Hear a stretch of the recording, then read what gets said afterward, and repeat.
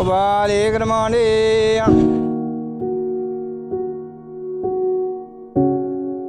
मेरा नाम जी मोहम्मद इफ्तिखार अनवर है जी। मैं पहले बिल्कुल तंदुरुस्त था, लेकिन अंदराता एक बीमारी लगी, उसी वजह तो नज़र मेरी ख़राब हो गई। हुण बिल्कुल मुझे नज़र नहीं आंदा ते मैं बच्चों की रोज़ी कमाने वास्ते अंडे उबाल के बेचदा। तकरीबन 15 साल पहले बीमार होया सा ते ये कुछ पहले थोड़ा थोड़ा नज़र आंदा सी, रात नूं घट नज़र आंदा सी ते इस तरह करदे करदे फिर हुण बिल्कुल ख़त्म हो गई। कोई 2-3 साल हो गए ने, बिल्कुल नज़र नहीं आ रहा। बस अंडे उबाल के लै जाइदे ने, बच्ची नाल लै जाइदा ते आवाज़ लांदे जाइदा ते अंडे लोग खरीद लैंदे ने। अंडियां तो इलावा एक छोटी जी घर च दुकान बनाई है, गोली टाफी पापड़ वगैरह, उहदे च मेरा गुजर बसर नहीं हो रहा। इस वजह तो अंडे शंडे बेची दे ने तां गुजारा करीदा। बाकी सुबह नमाज पढ़ी दी, बाकी नमाज़ां पढ़ी दियां ने, अल्लाह नूं याद करीदा, होर कोई काम हो नहीं सकदा। ये मंगण वाली आदत बहुत बुरी है। मैं इस चीज़ नूं नहीं अच्छा समझदा कि बंदा किसी लगे हाथ करे मंगे ते अल्लाह ताला हर किसी नूं अपने जनाब च रिज़्क देवे। बहुत मुश्किलात हैं जी। बच्ची है वही मन हर पासे जिधर जाना होवे, दवाई लैन जाना, बाहर किसी दुख तकलीफ से जाना है, कोई मसले मसाइल वास्ते जाना है, या घर दी कोई चीज़ां लैन जाना है, बच्ची नाल लैके जाइदा, उत्थों लैके ते सिर ते रखी दियां ने, घर लै भी दियां ने। इस तरह करके गुजारा चलाईदा। बीमारी तो पहले मैं बिजली का काम करता था, इलैक्ट्रिक की मेरी दुकान थी, रिपेयरिंग की, तो इस तरह करदियां बस ये मसला बन गया, तो फिर मैं दुकान छड्ड दित्ती। डॉक्टर कहंदे ने कि इहदा इलाज ही कोई नहीं, पूरी दुनिया ते इलाज कोई नहीं। तो वैसे दवाइयां वगैरह उन्हें दित्तियां ने मैनू, मैं खांदा रहा बड़ा अरसा, लेकिन उन्होंने दवाइयां नाल भी कोई फ़ायदा नहीं आया। ये घटदी हुण बिल्कुल एंड ते आ गई। गली महल्ले च नहीं जाता जी, क्योंकि बच्ची मेरी नाल हुंदी है ते मुख्तलिफ लोग ने, कोई अच्छे ने कोई बुरे ने, ते कोई बच्चे ने शैतान ने शरारती ने।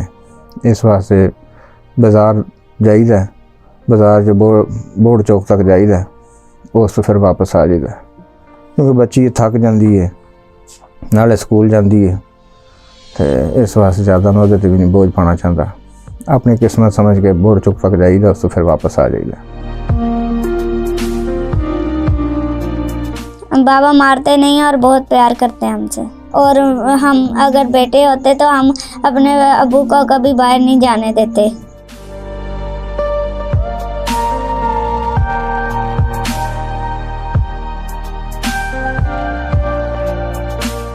भी अंडे बेच के आया तो 5 रुपये अंडे नाल बच्चे ने, 15 रुपये का अंडा वैसे मिलता है, तो 20-100 रुपये तुहाडे सामने बचे है। गुजारा तो नहीं होंदा इन्हां पैसे नाल, लेकिन फिर सब शुक्र करके फिर अलहमदुलिल्लाह करके फिर इन्ने च गुजारा कर रहे हैं। मैं इन्हां बंदियां नूं पैगाम देना चाहना कि अखां एक बहुत बड़ी नेमत है। अख गई तो जहान गया, तो अखां दा अपना एहतियात करनी चाहिए। तो पर एहतियात तो मैं भी बड़ी की, लेकिन एक कुदरती बीमारी लगी जिसका इलाज कोई नहीं।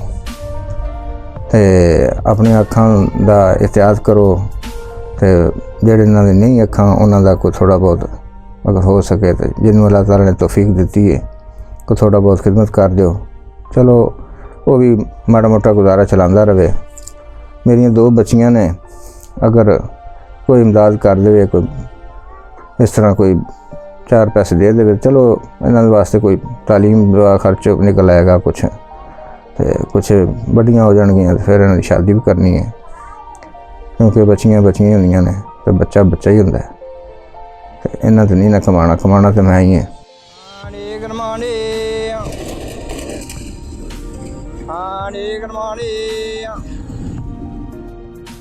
हम अंडे बेच रहे थे, एक बच्चा आया, उसने बोला अंडा दे, हमने अंडा दिया, वो भाग गया। पैसे नहीं दिए? नहीं, पैसे नहीं दिए, कहता मैं पैसे लेकर आता हूँ। हम खड़े रहे, नहीं आया। वो भी आधा नोट 50 का था, आधा उसने इकट्ठा किया हुआ था, वो हमने जेब में डाला, तो बाद में घर आके देखा तो आधा नोट था। ऐसे भी लोग दाव लगा जाते हैं। मेरे बाबा का नज़र नहीं आता, इसलिए मैं साथ जाती हूँ और इनका हाथ पकड़ कर जाती हूँ। नहीं, अल्हम्दुलिल्लाह पाक दा बड़ा एहसान है। अल्लाह ताला ने एक साथी दिता तो बहुत अच्छा दिता है। अच्छे वक्तां विच भी वो ठीक सी मेरे नाल, ते हुण बुरा वक्त आया तो तां भी वो ठीक है। कदी कदाई थोड़ा बहुत कोई सिलाई कढ़ाई आ जाए तो कर लेंदे ने, ते दुकान भी माड़ी मोटी थोड़ा बहुत गोली टाफी पापड़ दिहाड़ी बेचते हैं, बच्चियां स्कूल टुर जांदियां ने, तो इस तरह करके बड़ा मुश्किल जिहा गुजारा हो रहा, लेकिन शुक्र अल्हम्दुलिल्लाह। बस शिकवा कोई नहीं जी, अल्लाह ताला दी निज़ाम है जी। अल्लाह ताला जिस तरह चाहे कर सकता है, बादशाह नूं गदा भी कर सकता है तो गदा नूं बादशाह भी कर सकता है।